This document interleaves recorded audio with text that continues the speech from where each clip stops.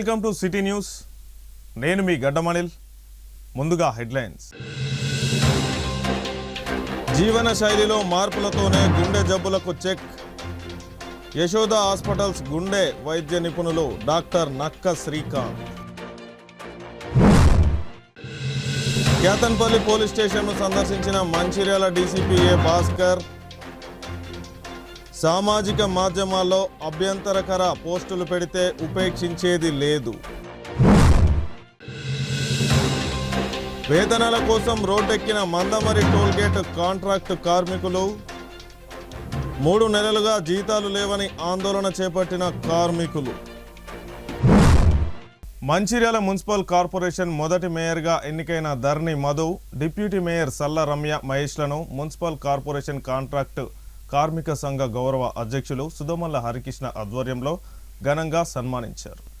ఈ సందర్భంగా Mancherial municipal corporation mayor Dharni Madhu, deputy mayor Salla Ramya మహేష్లు మాట్లాడుతూ మున్సిపల్ కార్మిక సంఘం ఆధ్వర్యంలో సన్మానించడం సంతోషకరమని, అంతేకాకుండా ఎమ్మెల్యే కొక్కిరాల ప్రేమసాగర్రావు ఆశీర్వాదంతో ఈ పదవులు మాకు దక్కాయని, ఎమ్మెల్యే నమ్మకాన్ని వమ్ము చేయకుండా మంచిర్యాల పట్టణాన్ని తెలంగాణలోనే నెంబర్ 1 కార్పొరేషన్గా అభివృద్ధి చేస్తామని అన్నారు.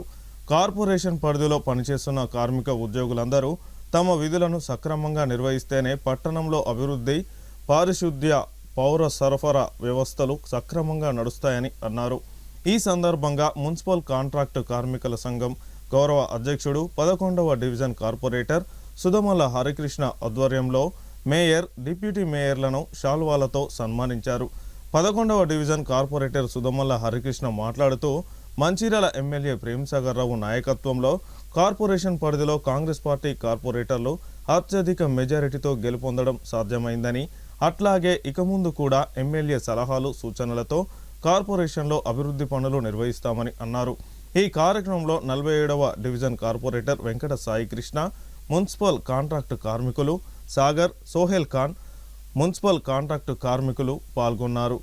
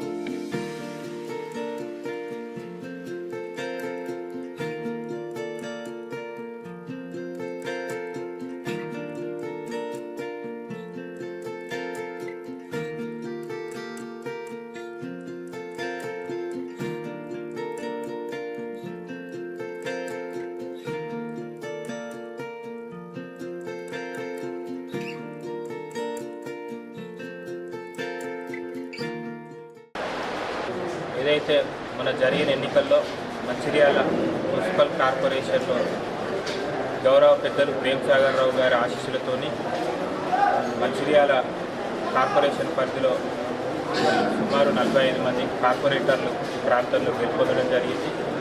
అందులో భాగంగా మరి ఏ నమ్మకంతోనైతే మంచిర్యాల కార్పొరేషన్ మేయర్గా నాకు, అదేవిధంగా డిప్యూటీ మేయర్గా సల్లం రమ్య మహేష్ గారులకు అవకాశం కల్పించారు.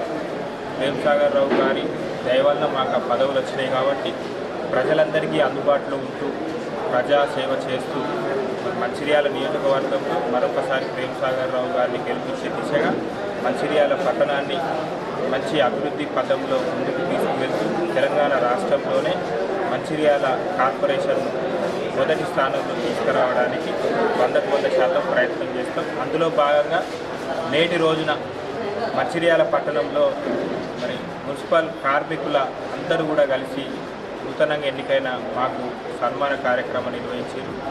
కార్మికులందరికీ కూడా ధన్యవాదాలు తెలియజేస్తూ ఈరోజు మంచిర్యాల నియోజకవర్గంలో కావచ్చు, కార్పొరేషన్లో కావచ్చు, కార్మికుల కష్టము, వారు చేసే సేవలే ఈరోజు మమ్మల్ని అందరినీ ఈ స్థాయిలో నిలబెట్టాయని చెప్పేసి ఈ సభాముఖంగా తెలియజేయడం జరుగుతుంది. అంతేకాకుండా వారికి చిన్న చిన్న సమస్యలు ఉన్నాయి. ఆ సమస్యలను అన్నింటినీ కూడా ఎమ్మెల్యే ప్రేమ్ సాగర్ రావు గారి దృష్టికి తీసుకువెళ్ళి త్వరగా పరిష్కరించే దిశగా కూడా మేము ప్రయాణం చేస్తాం. వారికి సంబంధించిన పనిముట్లు కావచ్చు, మెడికల్ విషయంలో కావచ్చు, అన్నింటినీ కూడా గౌరవ శాసనసభ్యులు ప్రేమ్ సాగర్ రావు గారి దృష్టికి తీసుకువెళ్ళి త్వరగా పరిష్కరించే దిశగా మేము ప్రయాణం చేస్తాం. కార్మికులకు కూడా సూచించిందల్లా ఒకటే, వారు మరియు మేము అందరం కలిసి ఒక కుటుంబ సభ్యుల లెక్క పనిచేసి మంచిర్యాల కార్పొరేషన్ని అభివృద్ధి పదంలో ముందుకు తీసుకువెళ్ళి పారిశుద్ధ్యం విషయంలో ఎక్కడ కూడా కాంప్రమైజ్ లేకుండా ప్రతి కార్పొరేటర్ పరిధిలో కూడా ఖచ్చితమైన పారిశుద్ధ్యం నిర్వహించాలని వారిని కోరడం జరిగింది. వారు కూడా సానుకూలంగా స్పందించి అందరం కూడా ఐక్యంగా ఉండి ఖచ్చితంగా మంచిర్యాల పట్టణాన్ని ఒక సుందరవంతంగా తీర్చిదిద్దామని చెప్పేసి వారు కూడా మాట ఇవ్వడం జరిగింది.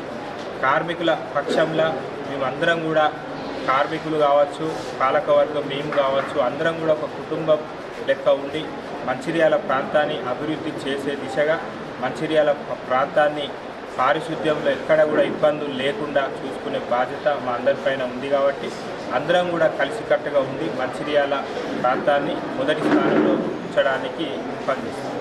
ముందుగా నాకు డిప్యూటీ మేయర్ అవకాశం ఇచ్చిన పెద్దలు ప్రేమ్ సాగర్ రావు గారికి, మున్సిపల్ కాంట్రాక్ట్ కార్మికులు ఈ రోజున సన్మాన సభను ఏర్పాటు చేసినందుకు వారికి ముందుగా ధన్యవాదాలు. వారి యొక్క సమస్యను మాకు చెప్పడం జరిగింది. వారి యొక్క సమస్యల్ని పరిష్కరించడానికి ఎమ్మెల్యే ప్రేమ్ సాగర్ రావు గారి సహాయంతో వారి యొక్క సమస్యలను పరిష్కరిస్తాము. అట్లాగే ఇందులో కార్మికులు అందరూ కూడా మాకు ఎప్పుడు వాళ్ళ సహాయ సహకారాలు ఉంటేనే మేము వార్డుల డివిజన్ను అభివృద్ధి చేసి కార్పొరేషన్లోనే మంచిర్యాలని నెంబర్ 1 కార్పొరేషన్ స్థాయికి తీసుకెళ్ళగలుగుతాము. వారి సహాయ సహకారాలు, కార్మికుల సహాయ సహకారాలు ఉంటేనే మేము ఎల్లవేళలా ముందుకు వెళ్ళగలుగుతాము.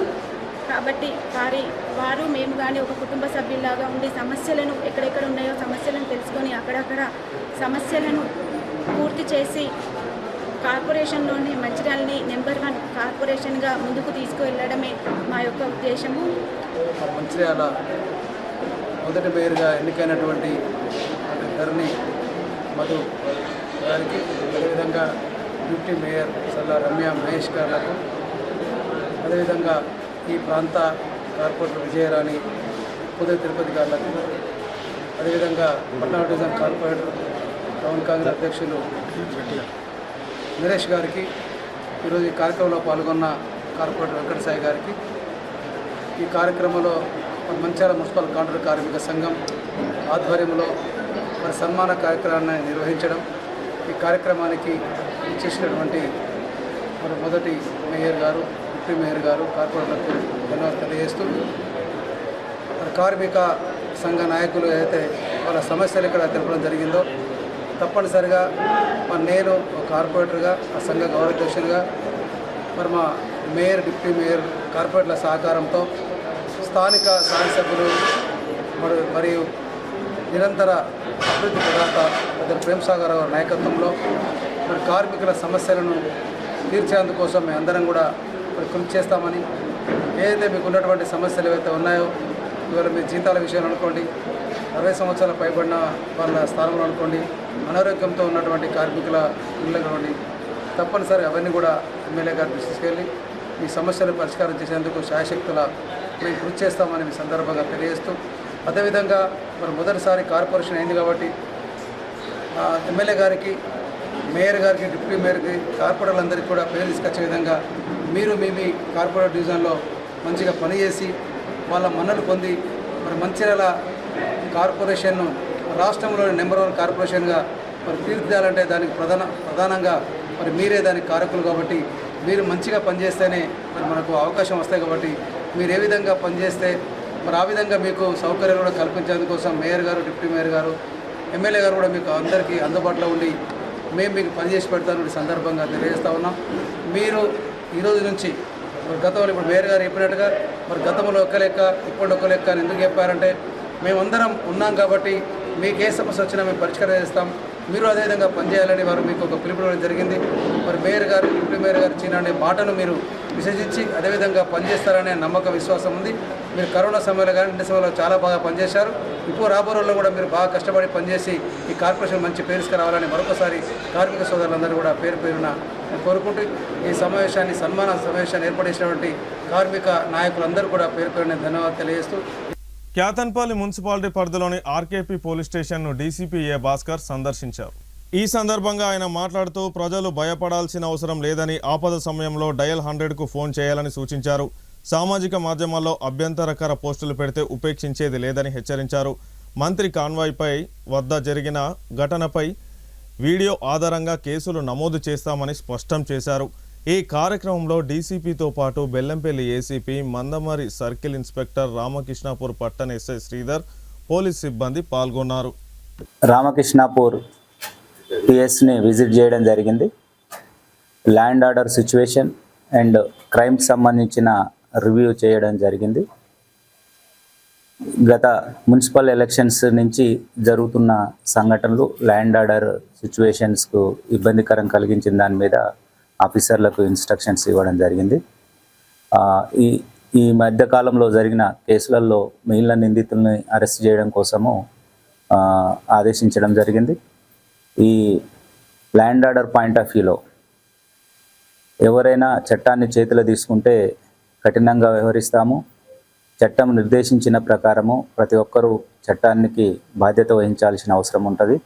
ఇంకా కొంతమంది సోషల్ మీడియాలో కానీ ఇంకా ఇతరత్ర ప్లాట్ఫామ్స్ ద్వారా రెచ్చగొట్టే వ్యాఖ్యలు లాంటివి చేస్తున్నారు. అది ఏ వర్గం వాళ్ళైనా ఎవరైనా వాళ్ళపైన చర్యలు తీసుకోవడం జరుగుతుంది.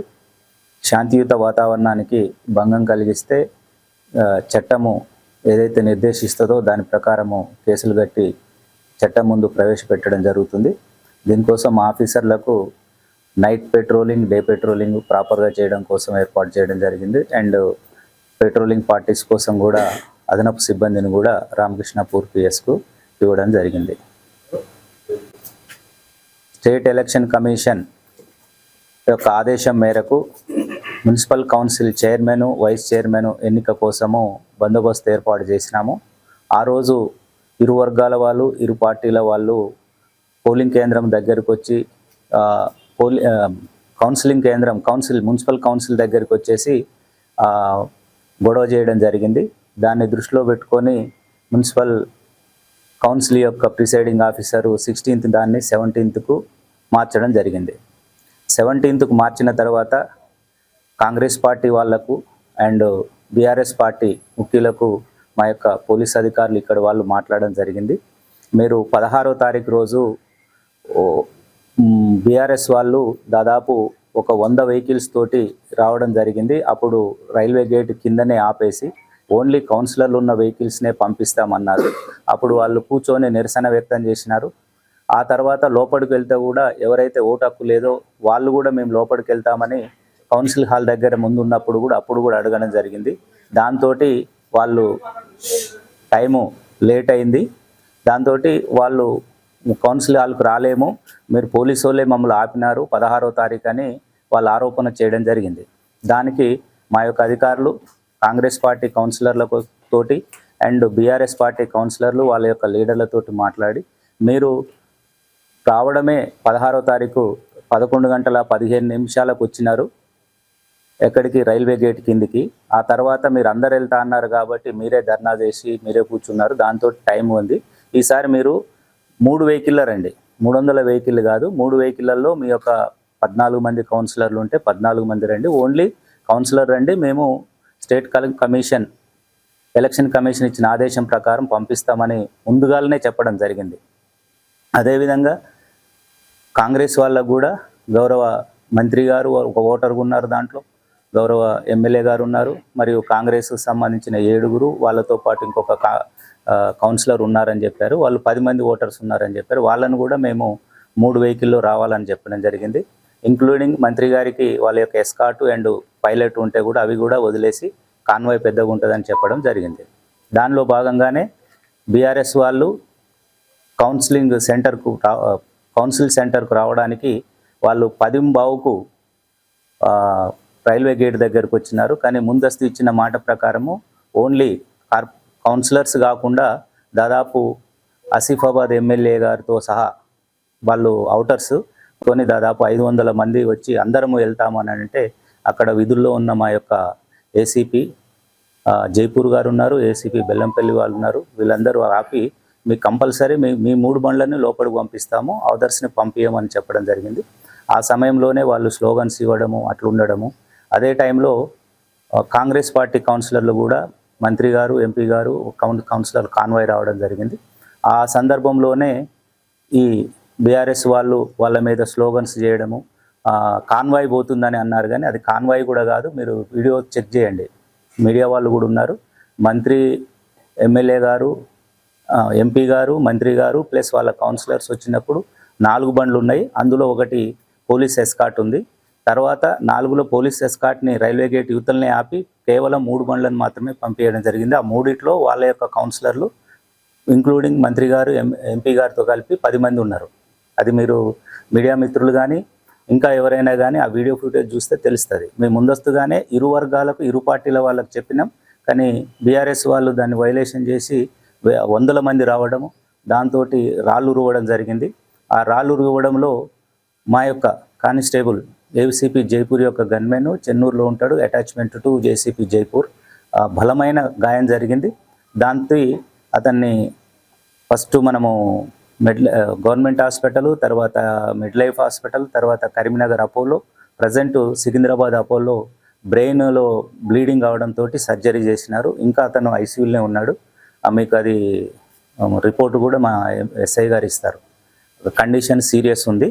దాంతో కేసు కట్టి నమోదు చేసినాము. ఆ కేసులో భాగంగానే కానిస్టేబుల్కు ఒక ప్రాణం పోయే విధంగా బలమైన గాయాన్ని చేయడము, అన్లాఫుల్ అసెంబ్లీ ఉండడము, పోలీస్ ఇన్స్ట్రక్షన్స్ ఉన్న 163 BNS ఉన్న వాళ్ళు మాట్లాడిన మాట ప్రకారం కాకుండా ఎక్కువ మంది గ్యాదర్ అయ్యి ల్యాండ్ ఆర్డర్ ప్రాబ్లం సృష్టించడంతో మనము grievous hurt to government employee కింద ఆ కేసు కింద కట్టి మొన్న 4గురిని మనము అరెస్ట్ చేయడం జరిగింది. ఇంకా ఆ కేసులో ఆ రోజు పాల్గొన్న వాళ్ళందరినీ వీడియో ఫుటేజ్ ద్వారా అండ్ అదర్ ఎవిడెన్సెస్ ద్వారా ఐడెంటిఫై చేస్తున్నాము అండ్ టీమ్స్ కూడా ఫామ్ చేసి అరెస్ట్ చేస్తున్నాము. ఈ సందర్భంగా ప్రజలందరికీ విజ్ఞప్తి, ఎలాంటి అపోహలకు గురి కావద్దు. పోలీస్ డిపార్ట్మెంట్ అనేది చట్టము, రాజ్యాంగం నిర్దేశించిన పనిలోనే పనిచేస్తుంది. పోలీస్ డిపార్ట్మెంట్ కావాల్సింది ఎవిడెన్సెస్. ఇప్పుడున్న ఎలక్ట్రానిక్ ఎవిడెన్సెస్ దాని ప్రకారం చూస్తే ఆ రోజు అక్కడ ఏం జరిగిందో క్లియర్గా తెలుస్తుంది. దాని ప్రకారమే మేము అరెస్ట్ చేసినాం తప్ప ఎలాంటి అపోహలకు గురి కావాల్సిన అవసరం లేదు. ఎలాంటి రాజకీయ ఒత్తిడిలో కూడా పోలీస్ డిపార్ట్మెంట్ గురి కాదు. స్టేట్ ఎలక్షన్ కమిషన్ నియమ నిబంధనల ప్రకారమే ఆ రోజు 16 కానీ 17 కానీ పూర్తి గ్రామ పంచాయతీ ఎలక్షన్ కానీ మున్సిపల్ ఎలక్షన్స్ వీడియో ఎవిడెన్సెస్ ఉన్నాయి, సీసీ ఫుటేజ్ ఎవిడెన్స్ ఉన్నాయి, మా పోలీస్ సిబ్బంది కూడా ఉన్నది. దాని ప్రకారము ఎవరు తప్పు చేసినా వాళ్ళపైన చర్య తీసుకుంటాం. మారుతున్న జీవన శైలి కారణంగా గుండె సంబంధిత వ్యాధులు పెరుగుతున్నాయని, జీవన శైలిలో మార్పులతోనే గుండె జబ్బులకు చెక్ పెట్టవచ్చునని యశోద హాస్పిటల్ సికింద్రాబాద్ బ్రాంచ్ ప్రముఖ గుండె వైద్య నిపుణులు డాక్టర్ నక్క శ్రీకాంత్ సూచించారు. శనివారం మంచిర్యాల పట్టణంలో నార్త్ ఇన్ హోటల్లో గుండె ఆరోగ్యంపై నిర్వహించిన అవగాహన సదస్సులో పాల్గొని మాట్లాడారు. గుండెకు వచ్చే వివిధ రకాల వ్యాధులు, వాటి లక్షణాలు, నివారణ మార్గాలపై వివరించారు. సరైన ఆహారం, నిత్య వ్యాయామం, పొగ తాగడం, మద్యానికి దూరంగా ఉండడం, ఒత్తిడిని నియంత్రించడం వంటి జీవనశైలి మార్పులతో గుండె జబ్బులకు చాలా వరకు నివారించవచ్చునని తెలిపారు. క్రమం తప్పకుండా ఆరోగ్య పరీక్షలు కూడా చేయించుకోవాలని అన్నారు. మంచిర్యాల ప్రజల సౌకర్యార్థం మెడిలైఫ్ హాస్పిటల్లో ప్రతి నెల మొదటి శనివారం, 3వ శనివారం గుండె సంబంధిత వైద్య సేవలకు అందుబాటులో ఉంటానని, అలాగే యశోద హాస్పిటల్ సికింద్రాబాద్ బ్రాంచ్లో ఎల్లవేళలా ఇంటర్వెన్షన్ కార్డియాలజిస్ట్ సేవలు అందుబాటులో ఉంటాయని, ఈ అవకాశాన్ని ప్రజలు సద్వినియోగం చేసుకోవాలని కోరారు.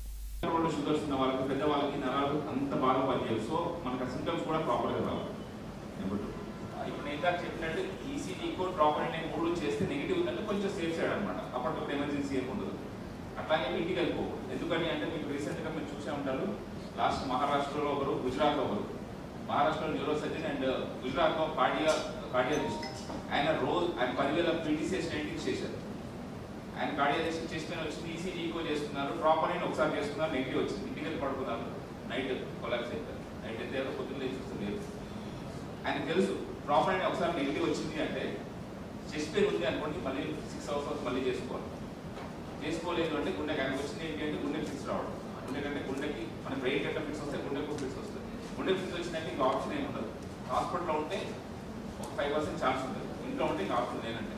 సో ఇది చాలా చాలా ముఖ్యం. ఎప్పుడైతే నెగ్లిజెన్స్ హార్ట్ మనకి బ్రెయిన్ పరంగా కొంచెం డిలే అయినా కొంచెం పర్లేదు కదా, కానీ హార్ట్ పరంగా కొంచెం నిమిషాలలో ఉంటుంది. సో నేను మీ అందరికీ చెప్పేది ఏంటంటే ప్రతి ఒక్కరికి హార్ట్ అటాక్ వచ్చినప్పుడు చేసుకునే ప్రక్రియ కంటే హార్ట్ అటాక్ రాకుండా చేసుకునేది చాలా చాలా ఇంకోటి. మళ్ళీ అదే టైం ఇవన్నీ రాకుండా ఏం చేయాలి సార్ అని చాలా మంది అడుగుతూ ఉంటారు. ఫస్ట్ ఇంపార్టెంట్ ఈ రోజులు అందరూ మిస్ చేసేది ఏంటి అంటే నిద్రకి చాలా చాలా చాలా లీస్ట్ ప్రయారిటీ ఇస్తున్నారు. రోజుకి కనీసం తక్కువ 6 గంటలు, కొంచెం అలసట ఉన్న రోజు 7-8 గంటలు, 6 నుంచి 8 గంటల వరకు నిద్ర, అట్లీస్ట్ 7 hours 6 hours నిద్రపోకపోతే మాత్రం మన బాడీ హీలింగ్ అని ఉంటుంది. మన బాడీకి మందులు అవన్నీ ఎంత ముఖ్యమో నిద్ర అనేది చాలా చాలా ముఖ్యం. ఒక మనిషికి మంచిగా ఆకలి అవుతుంది, యూరిన్ మోషన్ నార్మల్ అవుతుంది, నిద్ర బాగా అవుతున్నారు, వాటర్ ఇంటేక్ బాగుంది, రోజుకి తక్కువ 3 to 4 minutes వాక్ చేస్తున్నారు అనుకోండి, వాళ్ళకి ఎటువంటి ప్రాబ్లం. ఇంకోటి అన్నిటి ముఖ్యంగా హ్యాపీనెస్. ఇవన్నీ ఉండి హ్యాపీగా లేదు, ఏదో ఒక చింతిస్తూ ఉన్నారంటే మాత్రం వాళ్ళ ఆరోగ్యంగా లేనంటే. అది ఎకనామికల్ ప్రాబ్లం కావచ్చు, సైకలాజికల్ ప్రాబ్లం కావచ్చు, లేదా ఫ్యామిలీ ప్రాబ్లం వల్ల కావచ్చు. హ్యాపీనెస్ మాత్రం రోజులో ఏదైనా ఒక విషయంలో అట్లీస్ట్ హ్యాపీగా ఉండడానికి ట్రై చేయాలి. హ్యాపీగా మనకి ఎన్ని ప్రాబ్లమ్స్ ఉన్నా హ్యాపీనెస్ మాత్రం లేదు అంటే మాత్రం మీకు బీమార్లు ఆటోమేటిక్ స్టార్ట్ అవుతుంది. నేను అన్నింటితో పాటు హ్యాపీనెస్ నేను స్పెషల్గా చెప్తున్నాను అంటే చాలా మంది అన్ని ప్రికాషన్స్, కొంతమంది టీచర్స్ ఉంటారు, పొద్దున 5 o'clock లేచి వాక్ చేస్తారు, అన్నీ చేస్తారు, కానీ వాళ్ళకి హార్ట్ అటాక్ వచ్చింది 3 వెజల్స్ బ్లాక్ చేసి చాలా మంది చూస్తారు. ఎందుకంటే వాళ్ళకి లోపల ఎప్పుడో ఏదో అయితే భయం అనేది ఉంటుంది. ఆ స్ట్రెస్ వల్ల బాడీ అనేది పుండుకుండా అయిపోతుంది, దాని ఇన్ఫ్లమేషన్ అంటారు. ఆ పుండు అనే పదాన్ని ఇంగ్లీష్లో ఇన్ఫ్లమేషన్, మెడికల్ టర్మ్స్లో ఇన్ఫ్లమేషన్ అంటారు. ఇన్ఫ్లమేషన్ వల్ల రక్తనాళాలు 3 బ్లాక్ అయిన టీచర్స్ చాలా మంది ఉంటారు. సో వాళ్ళు ఏంటి అంటే స్ట్రెస్ తీసేసేయాలి, హ్యాపీనెస్ ఉన్నారు. దాన్ని మెడిటేషన్ చేస్తారు, లేదా ఫ్రెండ్స్తో మాట్లాడతారో అది. ఇంకొకటి ముఖ్యంగా అంటే నేను నాకు ఇక్కడ చాలా మంది మిత్రులున్నారు మంచిర్యాలలో. నేను ఒకప్పుడు 2018లో వర్క్ చేయడం జరిగింది.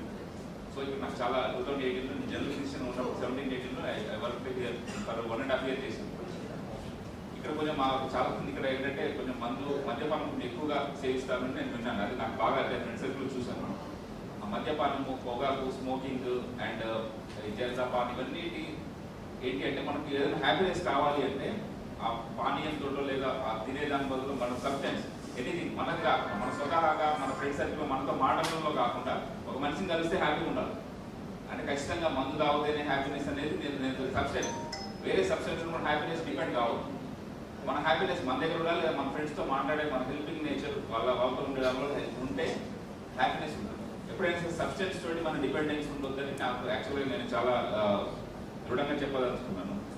మిగతావి శారీరక శ్రమ గురించి అంటే వస్తే వారంలో కనీసం 180 నుంచి 200 నిమిషాలు ఎలా శారీరక శ్రమ చేయాలంటే కనీసం నుదుటి పైన కొంచెం చెమట వచ్చేలా అలా చేస్తే వాళ్ళకి ఫస్ట్ పాయింట్ అంటే వాళ్ళకు హార్ట్లో కానీ బ్లాకేజ్ లేదని అన్నారు. ఎందుకంటే వాళ్ళకి అది చేసినా కానీ ఎటువంటి చెస్ట్ పెయిన్ లేదు, ఆయాసం లేదు. సో డాక్టర్ దగ్గర రాదు. ఇది చేయడం వల్ల ఒకటి రాకుండా ఉంటుంది, ఒకవేళ ఫ్యూచర్లో వచ్చే అవకాశం ఉంటే ముందే తెలిసే అవకాశం ఉంటుంది. సో మనం వీలైనంత వరకు ఇది మినిమం చేయాలి. రోజు 3 minutes వాక్ చేసుకుంటూ అది వేరే ప్రక్రియతో పాటు ఎక్సర్సైజ్, మేము మోడరేట్ ఎక్సర్సైజ్ అంటే అట్లీస్ట్ మనం నుదుటి దగ్గర కొద్దిగా చెమట వచ్చే ప్రయత్నం చేయాలి. చేస్తే మనకి గుండె వ్యాధులు లేదా ఓవరాల్ ఏనీ వ్యాధులు వచ్చే అవకాశం చాలా చాలా తగ్గించిన వాళ్ళు. ఇప్పుడు నాన్ వెజ్ గురించి వస్తే మందమరి టోల్గేట్ పరిధిలో పనిచేస్తున్న కాంట్రాక్టు కార్మికులకు 3 నెలలుగా జీతాలు ఇవ్వడం లేదని ఈ రోజు ఆందోళన కార్యక్రమం చేపట్టారు. ఈ సందర్భంగా మందమరి టోల్గేట్ కాంట్రాక్టు కార్మికులు మాట్లాడుతూ గత 3 నెలలుగా కాంట్రాక్టర్ కానీ అదాని సంస్థకు కానీ చెందిన అధికారులు కానీ వేతనాలను రేపు మాపు అనుకుంటూ 3 నెలలుగా పెండింగ్లో ఉంచడం జరిగిందని అన్నారు. కాంట్రాక్టర్ కార్మికులకు వేతనాలు ఇవ్వకుండా రోజువారీ పనిని కూడా ఇవ్వకుండా పనిలో నుంచి మాన్పించేశారని తెలిపారు. పనిలోకి తీసుకోకుండా గత 3 నెలలుగా వేతనాలు మాత్రం ఇప్పించాలని వారు డిమాండ్ చేశారు.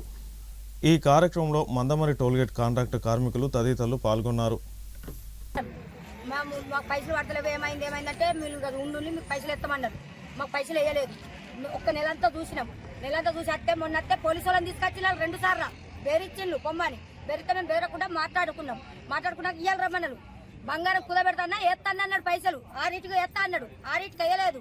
6 వేయకపోతే మళ్ళీ పోనీ అని నిన్న చూసినాం. ఇవాళ వస్తే పోలీసులు పిలిపించిండ్రు. మళ్ళీ ఇవ్వాలా కూడా మమ్మల్ని బెదిరిస్తాను. మీరు ఏం చేస్తారు చేసుకోపల్లి, మీరు ఎక్కడ పోతే పల్లి మీ మీద కేసు పెడతామంటారు. వీళ్ళు కేసు పెడతాం, మీకు పైసలు వచ్చేది ఆడొచ్చేది, మాదేం సంబంధం అని అంటారు. మేము వేసేసాక కీళ్ళకు తోటాలు వేయాలి, వీళ్ళకు నీళ్ళు పోయాలి. వాళ్ళు పోయకుండా లేకుంటుంటే వాడెవడో పెట్టించినాడు రాడా మా దగ్గరికి, మా పైసలు మాకు ఇయ్యడా? ఆడత్తలేడు. వీళ్ళు పని చేస్తారు, మేము చేసిన పని వీళ్ళు చేస్తాను. వీళ్ళు ఎందుకు చేయాలి మా పని? వీళ్ళు చేయకుంటుంటే మా పని మాకు రాదా? మేము పని చేయపని మమ్మల్ని పని మీద పెట్టుకోకుండా మంచిదే, మా పైసలు మాకు ఇవ్వాలి.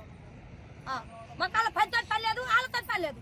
మా చెట్లకు వీళ్ళు తోట వేయద్దు, నీళ్ళు పోయొద్దు, మాకున్నది అది. వీళ్ళు తోట మీద నీళ్ళు పోయకుండా ఉంటే మాకు ఆడ వస్తాడు, చెట్టు పెట్టించినాడు వస్తాడు, మాకు పైసలు వేస్తాడు, పోతాడు. మా పైసలు మేము తీసుకొని పోతాం. మేము అందుకని వస్తే వీళ్ళందరూ మమ్మల్ని బెదిరిస్తాను. ప్రతి ఒక్కరు మమ్మల్ని బెదిరిస్తుడే. పనేమో అందరూ చేపించు.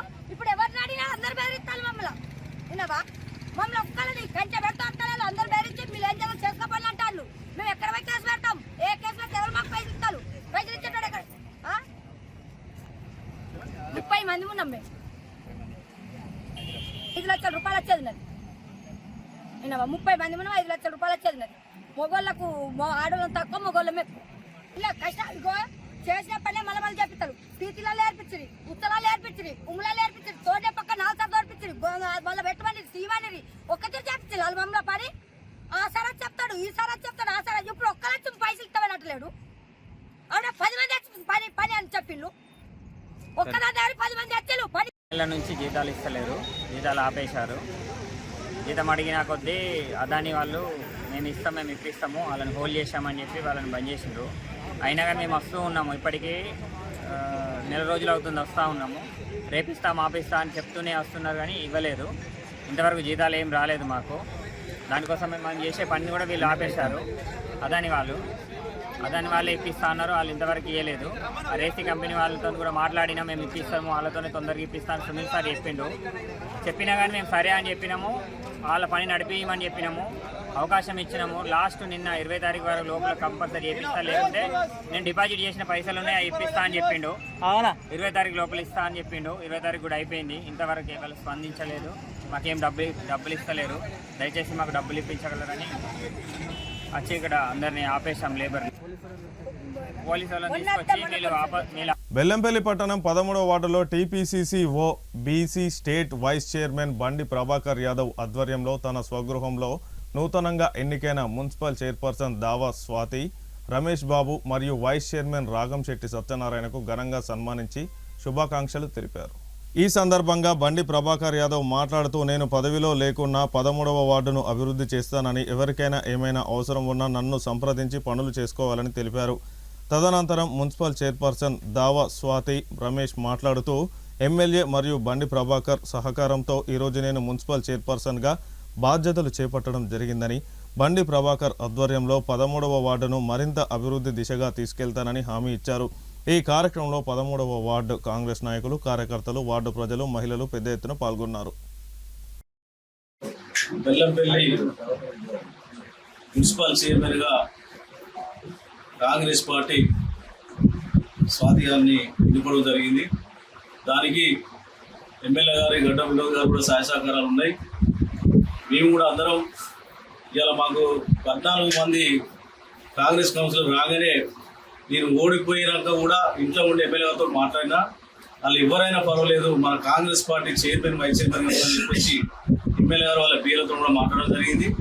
దానికి వాళ్ళు కూడా అందరూ సీరియస్గా తీసుకొని 5 ఇండిపెండెంట్ సపోర్ట్ తీసుకొని ఇలా స్వాతి గారిని చైర్మన్ చేసినందుకు మనస్ఫూర్తిగా కాంగ్రెస్ పార్టీ కానీ ఎమ్మెల్యే గారి కానీ ఇక్కడికి వచ్చిన చైర్మన్ వైస్ చైర్మన్ కూడా అందరికి కూడా నేను పిలవగానే ఒక మాట, నిన్న నేను హైదరాబాద్ నుంచి రాగానే ఒక మాట చెప్తే వచ్చిన ప్రతి ఒక్క కాంగ్రెస్ పార్టీ నాయకులకు, కార్యకర్తలకు, మా కాన్స్టిట్యున్సీ ప్రెసిడెంట్ సన్నిబాబు గారికి అందరికీ కూడా పేరు పేరున మనస్ఫూర్తిగా ధన్యవాదాలు తెలియజేస్తున్నాం.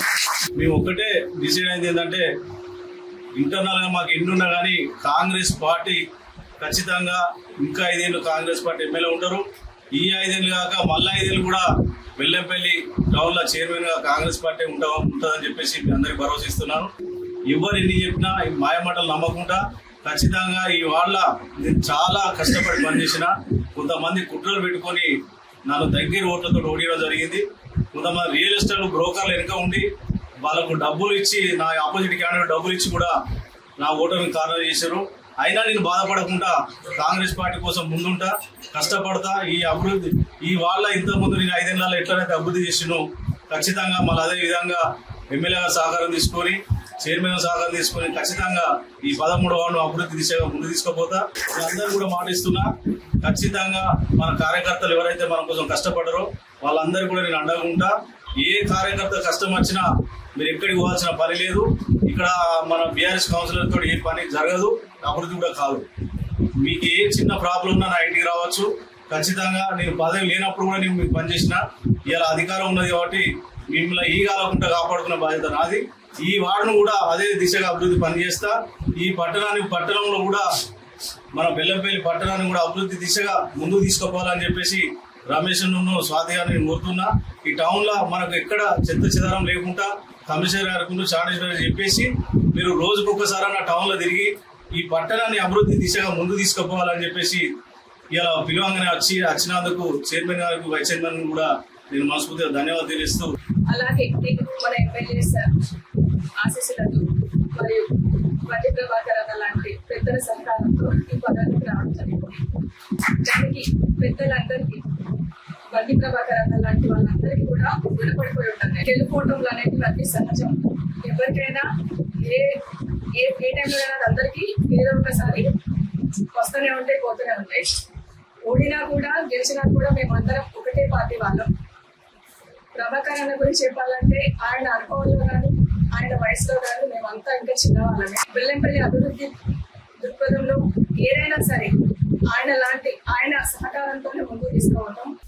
గ్రామాల్లో ప్రజలందరూ అక్షరాస్యులు అయితేనే ప్రభుత్వం అమలు చేసే పథకాలన్నీ ప్రజల వద్దకు చేరి సద్వినియోగం అవుతాయని మంచిర్యాల జిల్లా వయోజన విద్యాధికారి ఏ పురుషోత్తం నాయక్, జిల్లా విద్యాశాఖ క్వాలిటీ ఎడ్యుకేషన్ అధికారి సత్యనారాయణమూర్తి అన్నారు. మంచిర్యాల మున్సిపల్ పరిధిలోని ముల్కాలలో గల ఐజా కళాశాలలో దండెపల్లి, వేమనపల్లి, కాశీపేట, భీమిని, కోటపల్లి మండలాలకు చెందిన నూతన సర్పంచులకు ఏర్పాటు చేసిన శిక్షణ కార్యక్రమంలో జిల్లా పంచాయతీ అధికారితో పాటు హాజరై మాట్లాడారు.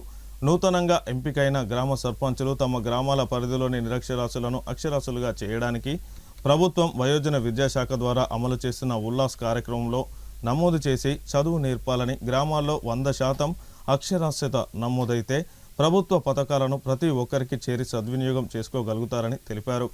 ఆయా గ్రామాల్లోని ప్రతి ఉన్నత పాఠశాలలో 3 లక్షలకు పైగా విలువైన డిజిటల్ కంప్యూటర్లు ఉన్నాయని, బడి వయసు గల పిల్లలందరినీ ప్రభుత్వ పాఠశాలలో చేర్పించేందుకు కృషి చేయాలని కోరారు. ఈ కార్యక్రమంలో జిల్లా పంచాయతీ అధికారి వెంకటేశ్వరరావు, దండెపల్లి, వేమనపల్లి, కాజీపేట, భీమిని, కోటపల్లి మండలాలకు చెందిన నూతన సర్పంచులు తదితరులు పాల్గొన్నారు.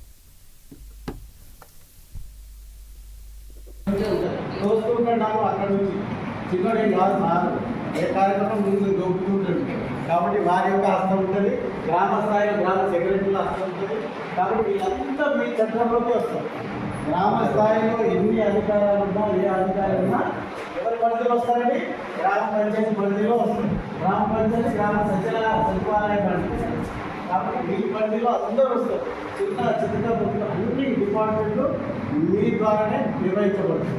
కాబట్టి దాన్ని మీరు దృష్టిలో పెట్టుకొని ముఖ్యంగా మన గ్రామంలో అన్ని కార్యక్రమాలు విజయవంతంగా ముందుకెళ్ళాలంటే లిటరసీ రేట్ వాడడం, ఎక్కడ కూడా డ్రాప్ అవుట్స్ ఉండకుండా చూసుకోవాలి, ఎక్కడ కూడా ఇలిటరసీ లేకుండా చూసుకోవాలి, నిరక్షరాస్యులు లేకుండా చూసుకోవాలి.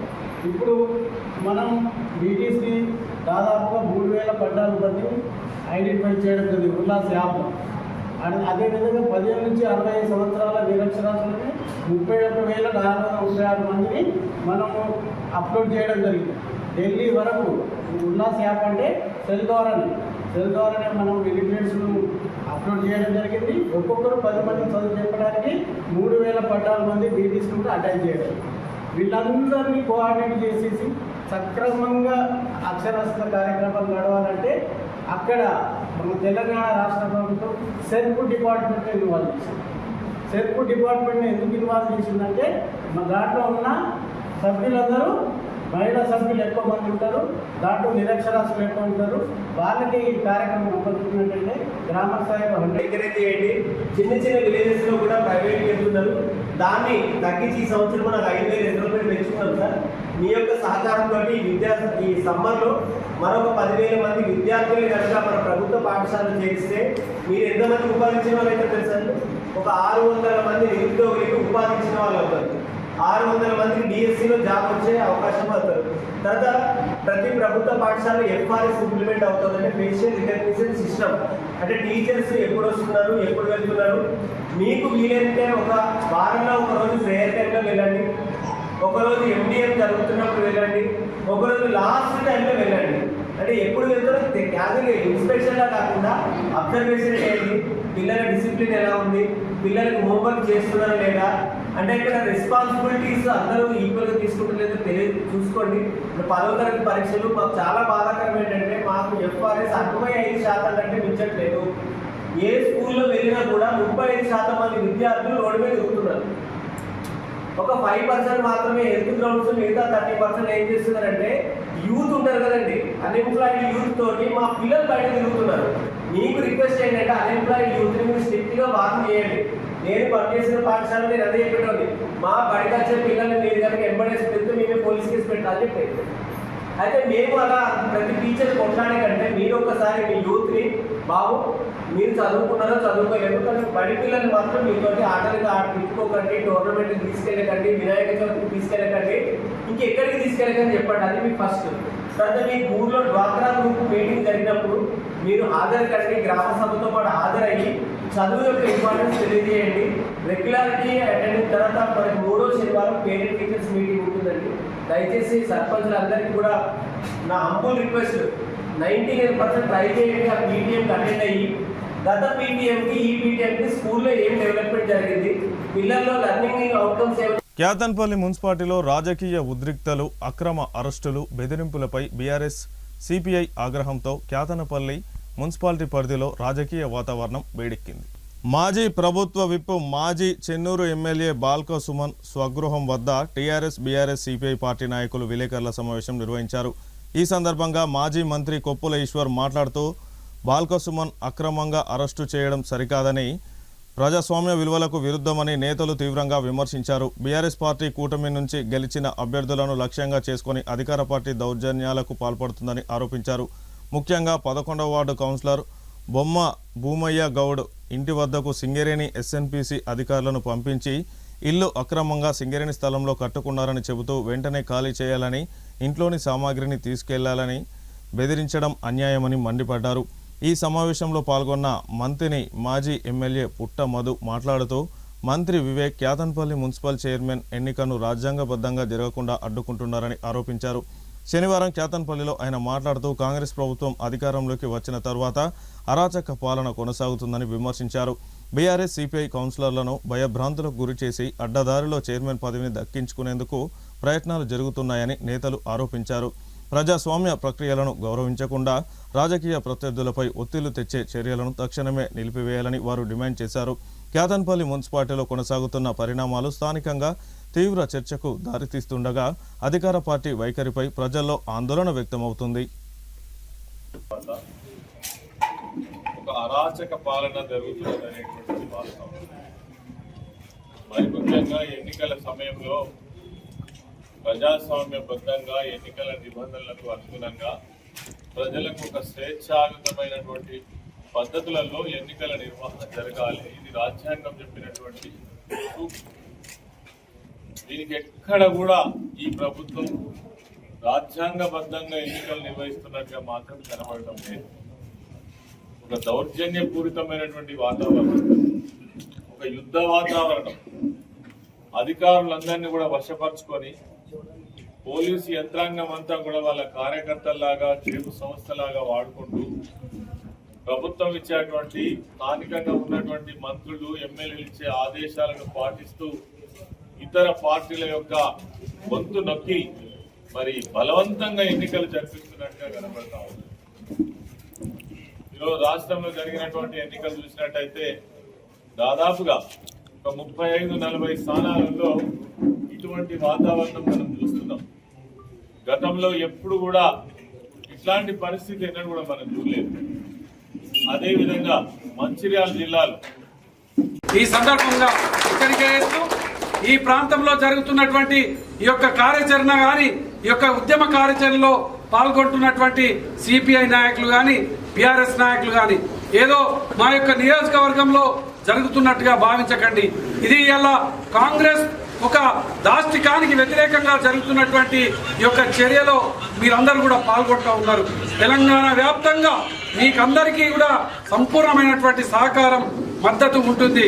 కొప్పులేశ్వరన్న గారి నేతృత్వంలో తప్పకుండా ఇక్కడ ఇటువంటి ఏ చర్యలకు పాల్పడినా పెద్దపల్లి జిల్లాలో ఉన్నటువంటి మా నాయకత్వం అంతా కూడా ఇక్కడ లక్షలాదిగా వచ్చి మీకు అండగా నిలబడి ఈ యొక్క వివేక్ వెంకటస్వామి చేస్తున్నటువంటి దుర్మార్గమైనటువంటి చర్యలను ఇలా ఖండిస్తూ వాళ్ళను భూస్థాపితం చేయడానికి సిద్ధంగా ఉన్నామని సందర్భంగా తెలియజేస్తూ ఈ యొక్క కార్యాచరణలో పాల్గొంటున్నటువంటి ప్రతి ఒక్కరికి కూడా హృదయపూర్వకమైనటువంటి ఉద్యమ వందనాలు తెలియజేస్తా ఉన్నాం. ప్రజాస్వామ్యాన్ని కూలి చేసేటువంటి ఒక విధానం ఏదైతే ఎన్నికలు రాగానే పార్టీలు మారి ఓ పేపర్ ఉన్నది కదా, ఓ పత్రిక ఉన్నది కదా చేతిలో అని డబ్బులు ఇస్తే ఎవరైనా ఓటేస్తారని ఏ పార్టీ పడితే ఆ పార్టీలు మారుకుంటా అసలు ఈ యొక్క ప్రజాస్వామ్య దేశంలో నైతిక విలువలు లేనటువంటి నాయకుడు వివేక్ వెంకటస్వామి. ఈ యొక్క ఆయన విధానం, ఆయన ఆలోచన ఇలా ఈ యొక్క కేతనపల్లిలో చేసినటువంటి పైశాచికంగా నిర్వహించినటువంటి ఈ యొక్క మున్సిపల్ చైర్మన్ ఎన్నిక సందర్భంలో ఆయన వికృత చేష్టలు, ఆయన నిజ స్వరూపం ఇలా బయటపడ్డది. అందుకే ఇలా గౌరవనీయులు కొప్పుల ఈశ్వరన్న గారు చెప్పిన విధంగా, మన మధు అన్న చెప్పిన విధంగా ఈ యొక్క తెలంగాణ ప్రాంతంలో ఉన్నటువంటి ప్రతి ఒక్కరు కూడా ఇలా గమనించి ఈ యొక్క వచ్చినటువంటి రిజల్ట్ ఏదైతుందో టీఆర్ఎస్ సిపిఐ కలిసి చేసినటువంటి ఆ పోరాటంలో కూడా అనేక ఇబ్బందులు కలిగించినది కాంగ్రెస్ పార్టీ. అయినా ప్రజలు ఆశీర్వదించి 10 స్థానాలు బీఆర్ఎస్కు, 4 స్థానాలు సిపిఐకి ఇవ్వడం జరిగింది. కొన్ని రోజులు జరిగినటువంటి ఆ దుశ్చర్యలన్నీ కూడా మీకు తెలియని కావు. ఈ రోజు మాజీ మినిస్టర్ అయినటువంటి మధు, అట్లాగే మాజీ ఎమ్మెల్యే కోమటిరెడ్డి చందర్, తెలంగాణ ముగ్గురి కార్మిక సంఘం రాజిరెడ్డి గారు ఈ ప్రాంతాన్ని సందర్శించి పట్టపగలే భూమన్న ఇంటిపైన జరిగినటువంటి దాడి విషయంలో ఈ ప్రాంతంలో జరుగుతున్నటువంటి ప్రజాస్వామ్యాన్ని కూలి చేస్తున్నటువంటి కాంగ్రెస్ పార్టీ వారు వ్యవహరిస్తున్నటువంటి ఆ వ్యవహార శైలిపైన ఈ ప్రాంత ప్రజలకు, కార్మిక సంఘ నాయకులకు, కార్యకర్తలకు మనోధైర్యాన్ని ఇవ్వడానికి వచ్చిన ఈ సందర్భంగా వారికి స్వాగతాన్ని తెలియపరుస్తున్నాం. ప్రధానంగా ఏదైతే ఎన్నికలు చైర్మన్, వైస్ చైర్మన్ ఎన్నిక పట్ల కాంగ్రెస్ పార్టీ వ్యవహరించినటువంటి తీర్పులు మనమంతా చూసినాము. మన మహిళా సోదరులపైన జరిగినటువంటి హౌస్లో జరిగినటువంటి దాడి కానీ, బయట జరిగినటువంటి దాడి కానీ, ఇవన్నీ కూడా రాజ్యం చేస్తున్నటువంటి వికృత చర్యలు. ఏదైతే వెంకటస్వామి కుమారుడైనటువంటి వివేక్, వంశీకృష్ణ వాళ్ళ అండదండలతో ఈ ప్రాంతంలో ఉన్నటువంటి కాంగ్రెస్ కార్యకర్తలు ఇలాంటి దుశ్చర్యలకు పాల్పడతా ఉన్నారు. కనుక వీటన్నింటినీ తిప్పికొట్టి ప్రజలు ఇచ్చినటువంటి తీర్పును మనం నెగ్గించుకోవడం కోసం మరింత పట్టుదలతో ముందుకు పోవాలని చెప్పి సందర్భంగా మందమరి పట్టణంలోని మోడల్ స్కూల్లో శనివారం 10వ తరగతి మరియు ఇంటర్ సెకండ్ ఇయర్ విద్యార్థులకు ఘనంగా ఫేర్వెల్ పార్టీ నిర్వహించారు. పాఠశాల ప్రాంగణంలో నిర్వహించిన ఈ కార్యక్రమానికి ఉపాధ్యాయులు, విద్యార్థులు, తల్లిదండ్రులు పెద్ద సంఖ్యలో హాజరయ్యారు. ఈ సందర్భంగా పాఠశాల ప్రిన్సిపల్ సారా తస్నీం మాట్లాడుతూ విద్యార్థులు తమ విద్యాభ్యాసంలో క్రమశిక్షణ, పట్టుదలతో ముందుకు సాగాలని సూచించారు. పాఠశాలలో నేర్చుకున్న విలువలు నైపుణ్యాలు భవిష్యత్తులో వారికి మార్గదర్శకంగా నిలుస్తాయని తెలిపారు. రాబోయే పబ్లిక్ పరీక్షల్లో మంచి ఫలితాలు సాధించి పాఠశాలకు కీర్తి తేవాలని ఆకాంక్షించారు. అనంతరం విద్యార్థులచే సాంస్కృతిక కార్యక్రమాలు ఆకట్టుకున్నాయి. పాటలు, నృత్యాలు, స్కిట్లు ప్రదర్శించి సందడి వాతావరణాన్ని సృష్టించారు. ఉపాధ్యాయులకు కృతజ్ఞతలు తెలుపుతూ భావోద్వేగ ప్రసంగాలు చేశారు. కైట్ ఎగరాలంటే ఏమేం కావాలి? దారం, ఇంకా గాలి, ఇంకా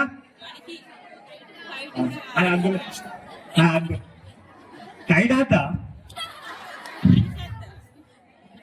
కొత్త ఫ్యాకల్టీ కూడా మంచి డిసిప్లిన్ నేర్పించారు.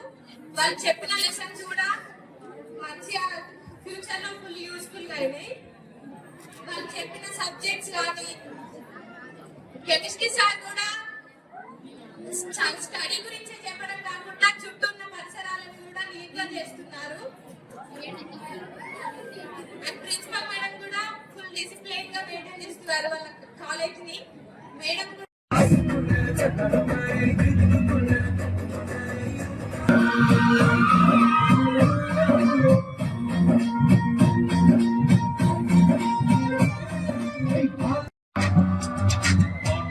పాఠం ఉంది, మేటని ఆట ఉంది, దేనికో ఓటు చెప్పరా. హిస్టరీ లెక్చర్ ఉంది, మిస్టరీ పిక్చర్ ఉంది, సోదరాగే. It doesn't mean that you can do anything. Do not comment. If you have, as that girl said, if you have that much guts, please come over onto the dais and share what you wanted to share. Not just dancing and singing, children.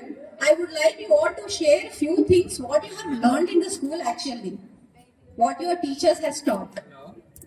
Let me make use of the dais to tell you something very important. Once you step out of the school, you will become grown-up children. Henceforth, you won't be called as children. You will be called as adults. Teachers నేర్పించి పరీక్ష పెడతారు, జీవితం పరీక్ష పెట్టిన తర్వాత నేర్పిస్తుంది. అక్కడ పరీక్ష తట్టుకోవాలని. వార్తలు ముగించే ముందు హెడ్లైన్స్ మరొకసారి. జీవన శైలిలో మార్పులతోనే గుండె జబ్బులకు చెక్. యశోద హాస్పిటల్స్ గుండె వైద్య నిపుణులు డాక్టర్ నక్క శ్రీకాంత్. కేతన్పల్లి పోలీస్ స్టేషన్ను సందర్శించిన మంచిర్యాల డీసీపీ ఏ భాస్కర్. సామాజిక మాధ్యమాల్లో అభ్యంతరకర పోస్టులు పెడితే ఉపేక్షించేది లేదు. వేతనాల కోసం రోడ్డెక్కిన మందమరి టోల్గేట్ కాంట్రాక్టు కార్మికులు. 3 నెలలుగా జీతాలు లేవని ఆందోళన చేపట్టిన కార్మికులు. సిటీ న్యూస్ ఇంతటితో సమాప్తం. తిరిగి ప్రసారమయ్యే సిటీ న్యూస్లో మళ్ళీ కలుసుకుందాం. అంతవరకు సెలవు. నమస్కారం.